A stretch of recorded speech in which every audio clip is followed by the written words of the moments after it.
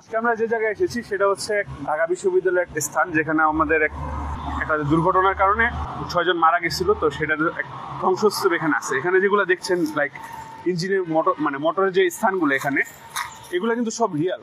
আর এটা যদি আমরা একটু সামনে বা পিছনের দিকে দেখেন আপনারা, তো এই যে এখান থেকে আমরা যা দেখতেছি, বিশেষ করে তারপর হচ্ছে এই সিট, তারপর যদি আমরা যাই গাড়ির দিকে, এই সিট, এগুলো আসলে কেন আছে এখানে?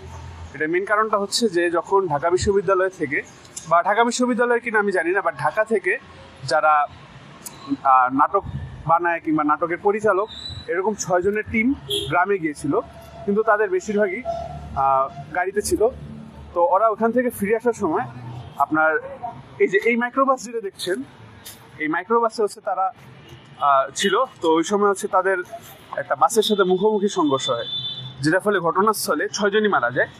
অ্যান্ড ওইখান থেকে যে এই গাড়ির টুকরাগুলো বা গাড়ির যেগুলা এভিডেন্স আছে, এই এভিডেন্সগুলোকে তারা হচ্ছে একটা চেতনা হিসেবে রাখছে, যে এগুলা আমাদের পরবর্তী প্রজন্মকে একটা বোঝায় যে অতিরিক্ত স্পিড আমাদের জীবনকে কেড়ে নিতে পারে।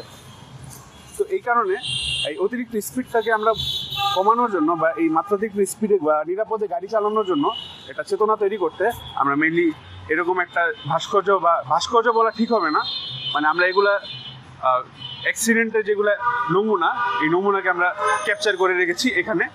তো এটাই ছিল মেনলি অনেক একটা পরিচিত ফিগার, বাট আমরা এটার ইতিহাস কেউ জানি না। তো এটা ছিল সেই গুপ্ত ইতিহাসটা। আসসালামু আলাইকুম। এখানে ঢাকা ট্রাইবিউনের একটা খবর দেওয়া রইল, যেখানে এটার আসল ইতিহাস দেওয়া আছে খুব বিস্তারিত এবং ছোট ফরম্যাটে।